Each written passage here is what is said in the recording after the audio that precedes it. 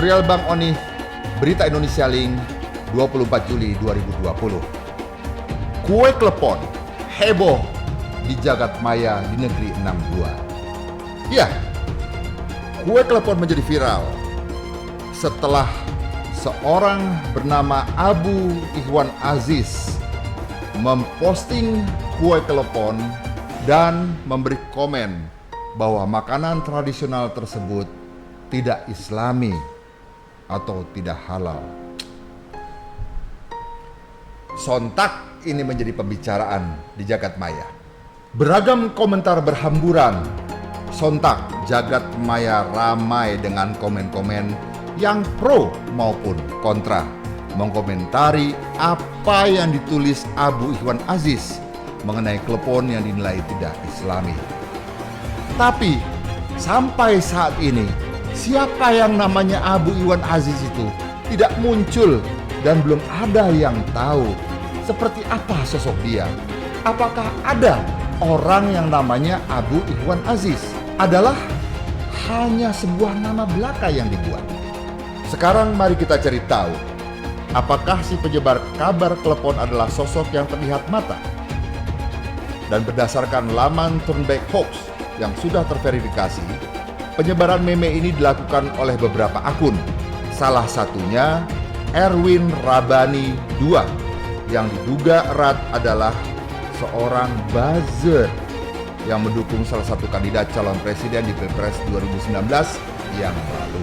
Turnback Hoax juga mencoba menelusuri identitas dari pemilik toko kurma Abu Ikhwan Aziz dan hasilnya tidak menemukan apa-apa, baik itu akun Instagram, pencarian tempat di Google Maps, dan juga search engine Google.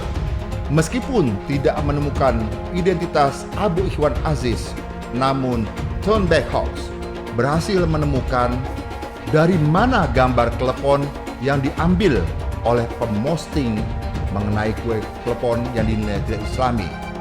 Nah, gambar kue klepon tersebut diposting pada tanggal 16 September 2008 merupakan milik Pinot Dita yang diunggah pada tanggal 16 September 2008 silam di situs flickr.com.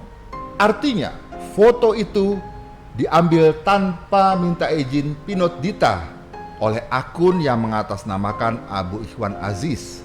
Sampai di sini jelas bahwa apa yang dibuat di akun tersebut adalah memang diperuntukkan untuk memancing keributan di jagat maya yang memang sesuai dengan pesanan seseorang, sepertinya begitu.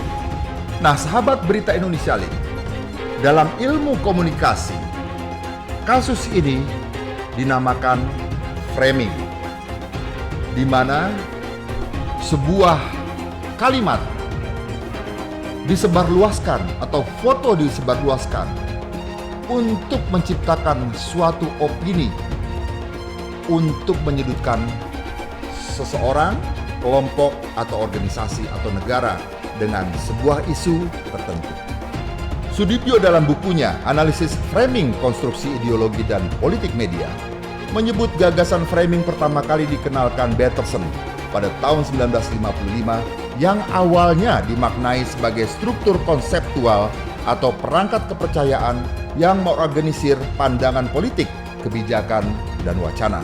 Analisis framing digunakan untuk membedah cara-cara atau ideologi media saat mengkonstruksikan fakta. Analisis ini mencermati strategi seleksi, penonjolan, dan tautan fakta ke dalam berita agar lebih bermakna, lebih menarik, lebih berarti, atau lebih diingat dengan tujuan menggiring interpretasi khalayak sesuai yang diinginkan si pembuat framing atau pemesannya. Jadi, apa tujuan akun Abu Ikhwan Aziz yang memang mengangkat ini? Untuk mengarahkan orang agar mengkonsumsi buah kurma dibandingkan kue klepon. Nah, tujuan ini untuk menggeser persepsi orang agar mau mengkonsumsi dagangannya, yaitu buah kurma dibandingkan makanan klepon.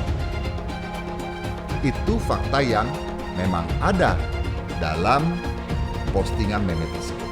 Nah, yang kedua, apakah ini merupakan rencana untuk membuat kegaduhan dengan menyentil sentimen agama?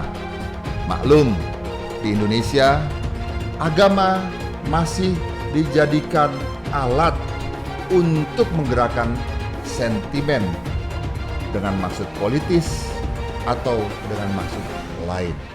Ya sahabat Berita Indonesia Link, memang sentimen soal agama tidak akan pernah habis di negeri ini, termasuk negeri lain juga sama. Tapi saat ini kita masih di tengah pandemi virus COVID-19, di mana pemerintah sedang gencar-gencarnya untuk melawan pandemi ini agar roda ekonomi bisa berputar dan juga masyarakat bisa beraktivitas kembali sesuai apa yang ia inginkan dan menetapkan protokol kesehatan. Nah, jadi yang Mbak Honi pikir munculnya meme ini menimbulkan pro dan kontra, ini tujuannya apa? Apakah ingin merongrong pemerintah atau mengganggu kestabilan negara ini? Nah, munculnya meme seperti ini tentu menimbulkan pro dan kontra. Dan akhirnya akan melihat apakah ini merongrong atau membela pemerintah, mengusung agama mayoritas dan mendiskreditkan agama lain merupakan cara-cara yang memang terjadi beberapa tahun belakangan ini. Tujuannya agar timbul kegaduhan, keresahan, dan mengacaukan situasi keamanan. Sahabat Berita Indonesia Link, sebenarnya heboh mengenai kue klepon ini bukan saja terjadi saat ini. Hal ini pernah terjadi pada tahun 2016, di mana kue klepon sempat menjadi viral akibat celetukan Ketua DPR RI Puan Maharani yang saat itu menjabat Menteri Koordinator Pembangunan Manusia dan Kebudayaan. Ceritanya saat ia melakukan kunjungan kerja di Bali, Puan membandingkan kue klepon Bali memiliki cita rasa yang berbeda dari klepon lain yang pernah dia santap. Dan heboh klepon kala itu hanya berkisar pada rasa dan bentuk saja. Tidak ada yang menggoreng kabar ini seperti yang terjadi saat ini. Pada buku Mustika Rasa, setidaknya disebutkan ada 3 jenis klepon, yaitu klepon Madura, klepon singkong, dan klepon ubi jalar. Dan kini klepon dibahas lagi, namun dengan versi lain. Klepon yang memang dibuat dari barang-barang halal, kemudian dituduh menjadi makanan yang tidak islami. Padahal isi klepon adalah gula Jawa, tepung singkong, dan kelapa. Semuanya halal. Nah, jadi sahabat Berita Indonesia Link, isu klepon ini apakah memang dibuat untuk martir keributan? Sontak, Majelis Ulama Indonesia langsung memberikan komentar bahwa kue klepon adalah makanan yang halal. Ya memang tidak haram, bahan-bahannya aja sudah jelas halal. Jadi, statement dari MUI itu sangat membantu agar isu klepon ini tidak dipolitisasi dan berkembang besar. Jadi sudah terang benderang semuanya bahwa klepon ini sengaja diviralkan sebagai makanan yang tidak islami untuk menciptakan kegaduhan. Dan hingga saat ini belum ada yang melaporkan meme yang diposting dari akun Ikhwan Abdul Aziz. Nah, kalau ini sampai terjadi, kita akan tahu siapa sih sosok tersebut, ada atau tidak. Jika memang tidak ada yang mengadukan dan tidak ditemui orangnya, sudahlah. Dunia maya, jagat maya adalah tempat untuk memframing sesuatu yang sederhana untuk menciptakan suatu keributan. Dan ini kita tidak boleh termakan oleh hal-hal tersebut. Kita tunggu saja Apakah ada yang melaporkan dan keberatan dengan postingan meme tersebut? Jika dilaporkan dan membuat kegaduhan, bisa saja pihak kepolisian akan memeriksa siapa pembuat meme dan pemilik akun tersebut. Namun jika tidak, ya sudah, inilah kegaduhan sementara di negeri 62 ini dari jagat maya. Ya sahabat Berita Indonesia Link, intinya adalah pandailah kita melihat satu postingan orang yang tidak kita kenal.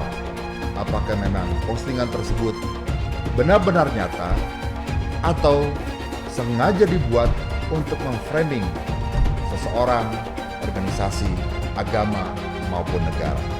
Ini pembelajaran buat kita semua. Baiklah, sampai di sini editorial Bang Onih Berita Indonesia Link 24 Juni 2020, dan sampai jumpa lagi di editorial Bang Onih. Salam Berita Indonesia Link.